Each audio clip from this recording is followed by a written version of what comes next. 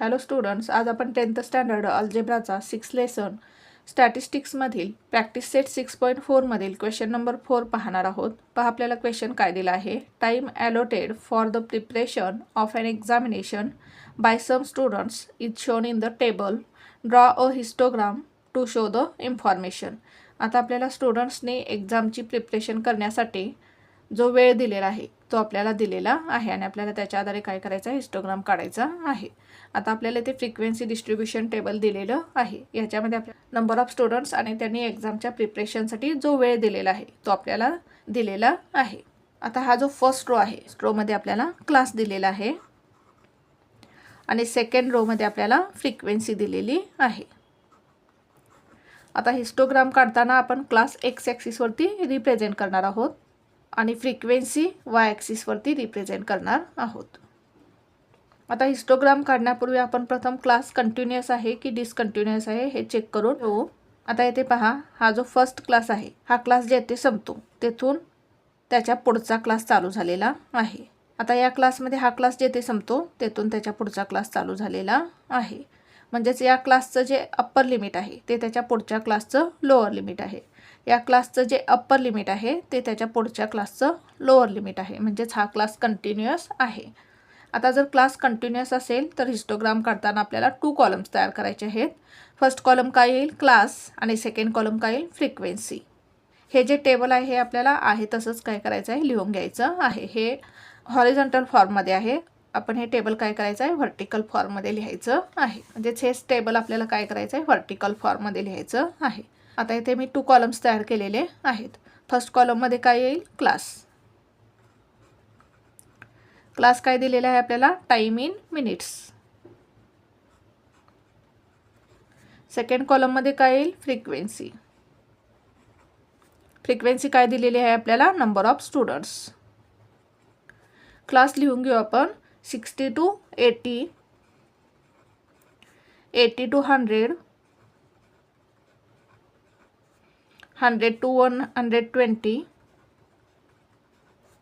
120 to 140, 140 to 160. Frequency लिहून घेऊ आपण 14, 20, 24, 22 and 16. आता आपण हिस्टोग्राम काढून घेऊ. आता ग्राफ काढताना प्रथम आपण एक्स ॲक्सिस आणि वाय ॲक्सिस काढून घेऊ.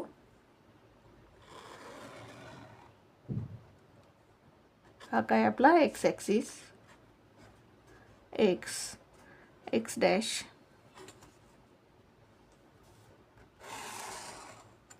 हा आहे आपला वाय ॲक्सिस, वाय डॅश, आणि इथे येईल आपला ओरिजिन. मी हा ग्राफ पेनने काढत आहे, तर मी एक्झाममध्ये ग्राफ पेन्सिलने काढायचा आहे. आता एक्स ॲक्सिसवरती काय रिप्रेझेंट करणार आहोत आपण, क्लास रिप्रेझेंट करणार आहोत. क्लास काय दिलेला आहे पहा आपल्याला, टाइम इन मिनिट्स.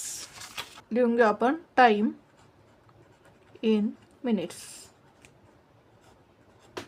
आता वाय ॲक्सिसवरती आपण काय रिप्रेझेंट करणार आहोत, फ्रिक्वेन्सी. फ्रिक्वेन्सी काय दिलेली आहे पहा आपल्याला, number of students. Number of students लिहून घेऊ आपण, नंबर ऑफ स्टुडंट्स. फ्रिक्वेन्सी काय दिलेली आहे आपल्याला, नंबर ऑफ स्टुडंट्स. म्हणजेच वाय ॲक्सिसवरती काय येईल, नंबर ऑफ स्टुडंट्स. आता आपला फर्स्ट क्लास कुठून चालू होतो, 60 to 80, म्हणजे 0 पासून चालू झालेला नाही. म्हणजेच आपल्याला ओरिजिन आणि फर्स्ट क्लास यांच्यामध्ये काय करावं लागेल, ओरिजिन आणि फर्स्ट क्लास यांच्यामध्ये आपल्याला क्रिंक मार्क काढून घ्यावं लागेल. हा जो ओरिजिन आणि हा फर्स्ट क्लास येथे येईल आपला, याच्यामध्ये आपल्याला क्रिंक मार्क काढायचं आहे. क्रिंक मार्क म्हणजेच काय, हा जो आपला फर्स्ट क्लास आहे याच्या आधीचे ऑब्झर्वेशन्स आपल्याला दिलेले नाहीत. 0 to हा फर्स्ट क्लास याच्यामधील ऑब्झर्वेशन्स आपल्याला दिलेली नाहीत. त्यामुळे आपण काय केलेलं आहे, क्रिंक मार्क काढून घेतलेलं आहे. फर्स्ट क्लास काय आहे आपला, 60 to 80. आता प्रत्येक क्लासमध्ये डिफरन्स किती आहे पहा, 20चा आहे. 60 to 80, 80 to 100, म्हणजेच काय 20चा डिफरन्स आहे. लिहून घेऊ आपण 60, 80, 100, 120, 140, 160. आपण हे क्लास लिहून घेतले 60 to 80, 60 to 80, 80 to 100. 80च्या पुढं काय घ्यायचं, 100. 100च्या पुढं काय घ्यायचं 120, 120च्या पुढे काय घ्यायचं 140, 140च्या पुढे काय घ्यायचं 160. फ्रिक्वेन्सी काय आहे पहा 14, 20, 24, 22, 16. आता आपण स्केल काय घेऊ शकतो पहा, आपण 2, 4, 6, 8 याप्रमाणे स्केल घेऊ शकतो किंवा 4, 8, 12, 16 अशा प्रकारे स्केल घेऊ शकतो आपण. 2, 4, 6, 8 अशा प्रकारे स्केल घेऊ. 2, 4, 6. आता या 2 नंबर्समधील जो गॅप असणार आहे, डिफरन्स असणार आहे, तो आपल्याला प्रत्येक ठिकाणी इक्वल ठेवायचा आहे. 6 नंतर काय येईल 6 + 2 8, 8 नंतर काय येईल 8 + 2 10, 10 नंतर काय येईल 10 + 2 12, 14, 16, 18, 20, 22, 24, 26, 28, 30. आता फर्स्ट क्लास काय आपला 60 to 80. आपण काय घेऊ बेस घेऊ. आता 60 to 80 क्लासची फ्रिक्वेन्सी किती आहे पहा. 60 to 80 क्लासची फ्रिक्वेन्सी किती आहे 14. 14 कुठे आहे पहा.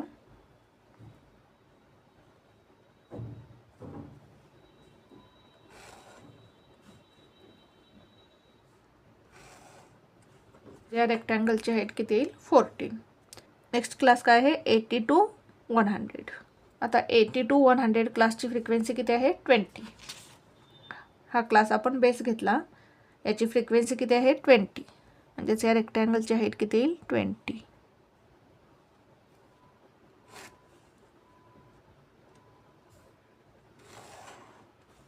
नेक्स्ट क्लास काय आहे 100 to 120.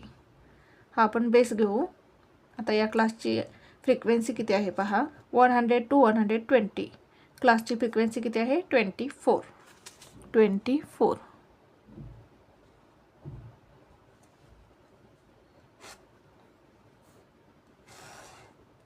म्हणजे या रेक्टँगलची हाईट किती येईल 24. नेक्स्ट क्लास काय आहे आपला 120 to 140. हा क्लास आपण बेस घेऊ. आता या क्लासची फ्रिक्वेन्सी किती आहे पहा 120 to 140. क्लासची फ्रिक्वेन्सी 22 आहे 22. म्हणजे या रेक्टँगलची हाईट किती येईल 22. नेक्स्ट क्लास काय आहे 140 to 160. आता हा क्लास आपण बेस घेऊ आणि या क्लासची फ्रिक्वेन्सी किती आहे पहा 140 to 160. या क्लासची फ्रिक्वेन्सी किती आहे 16.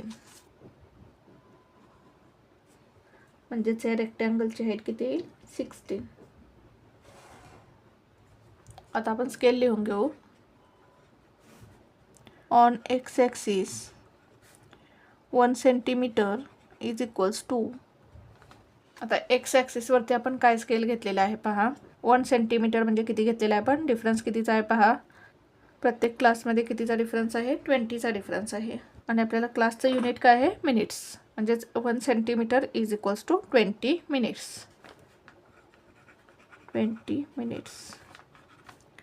On y axis 1 centimetre is equals to.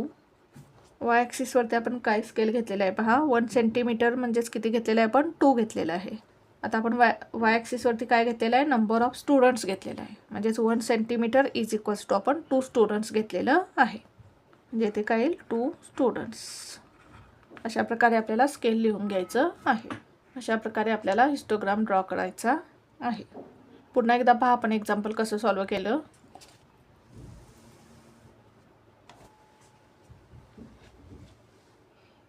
Thank you for watching this video. जर तुम्हाला व्हिडिओ आवडला असेल तर व्हिडिओला लाईक करा, कमेंट करा, शेअर करा आणि चॅनलला सबस्क्राईब करा.